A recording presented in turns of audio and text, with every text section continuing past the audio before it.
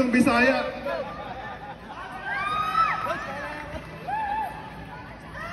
Alright, si Ken, bago lang sa team natin. Siguro magto 2 weeks pa lang. Pangalan niya si Ken Holmquist. Dinraft siya ng Ginebra. Tapos, kinuha natin para sa team natin. Galing siyang FEU. So, kasama ko na siya sa FEU for a long time. Kami nila Coach Josh. So, hindi siya stranger sa amin. Mukhang mistiso lang yan, pero Bisaya to. Say something. Kumusta kayo?